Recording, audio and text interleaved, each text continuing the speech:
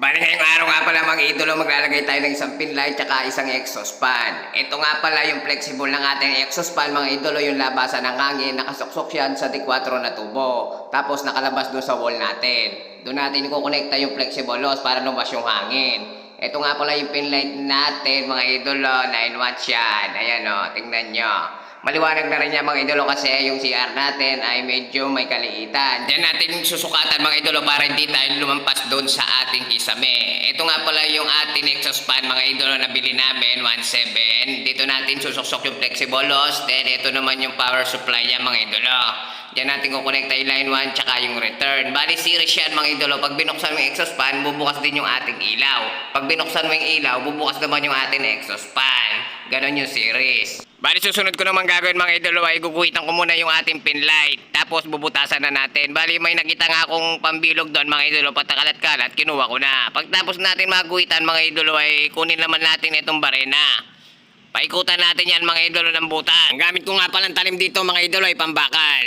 Kung sakaling tumamaman tayo sa metal paring mga idolo, babaon yung talim natin kasi bakal nga yung talim natin. Ngayon mga idolo, papaikutan ko muna ng butas to, matigas man to mga idolo. Ayan yung metal paring mga idolo, minagic ko na. Susunod naman natin gagawin mga idolo, kunin natin yung exhaust fan, isampa natin yung paa natin dito sa tiles, tapos ibuka natin ito flexible hose niya mga idolo. Then isuksok natin dito sa exhaust fan.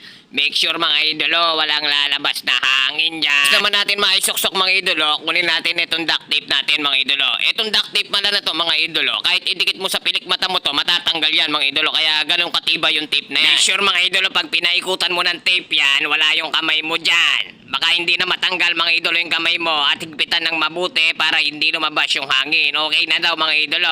Ayan mga idolo, inayos niya na. Isasampa niya na daw mga idolo. Ayan nga mga idolo, pag nahuli na natin yung wire, nalagay na natin dito sa pin light, i-fix na natin dyan mga idolo. Doon na lang tayo mag-i-splicing doon sa pin light. Kaya inabaan natin yung wire. Ngayon, pinaabot ka kay tropa yung barena para hindi na ako bumaba. Baka mabitawan ko pa to, magbayad pa ako.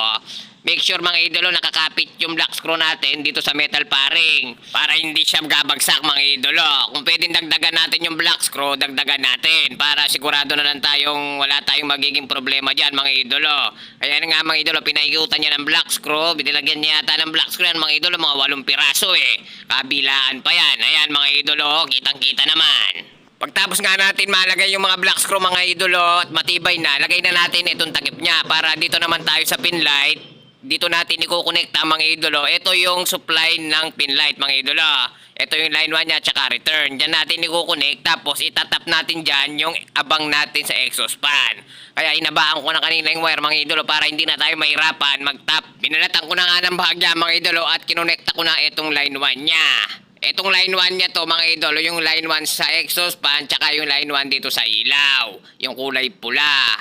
Lagi yung tatandaan mga idolo Ito naman yung pangalawa mga idolo, yung return niya, kulay itim.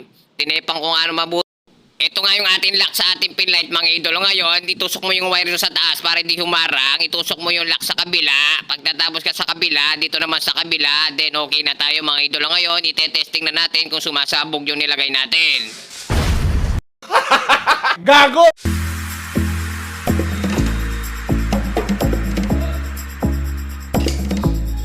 Maraming salamat sa panunood. Manila Electric ang inyong lingkod.